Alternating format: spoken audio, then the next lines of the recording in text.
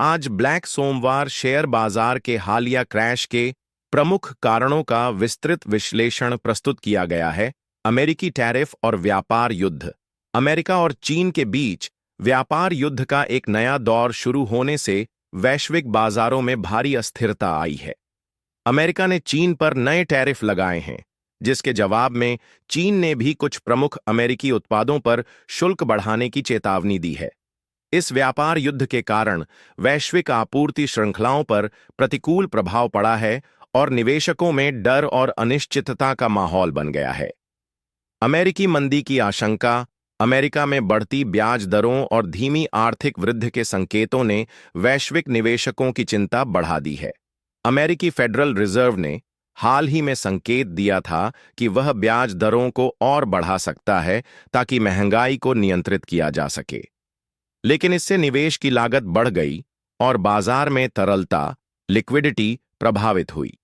मंदी की आशंका के चलते अमेरिकी निवेशकों ने अपने पोर्टफोलियो से उभरते बाजारों में किए गए निवेश को निकालना शुरू कर दिया, जिससे भारतीय बाजार में भी गिरावट आई। वैश्विक बाजारों में गिरावट अमेरिकी शेयर बाजार, डाउ जोन्स, S&P 500, नास्डैक में बड़ी गिरावट देखी गई, जिसका असर यूरोपीय और एशियाई बाजारों पर भी पड़ा। जापान का निक्केई 225 और हांगकांग का हैंग सेंग भी भारी गिरावट के साथ बंद हुए। चूंकि भारतीय बाजार भी वैश्विक अर्थव्यवस्था से जुड़े हुए हैं, इसलिए इस गिरावट का प्रभाव यहां भी पड़ा। भारतीय कंपनियों के कमजोर तिमाही नतीजे, भारतीय कंपनियों के चौथी तिमाही के नतीजे अनुमान से कमजोर रहे।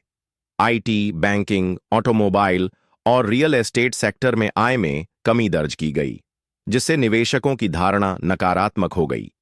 कमजोर कॉरपोरेट रिपोर्ट्स के चलते निवेशकों ने बड़े पैमाने पर बिकवाली की, जिससे शेयर बाजार पर दबाव बढ़ा।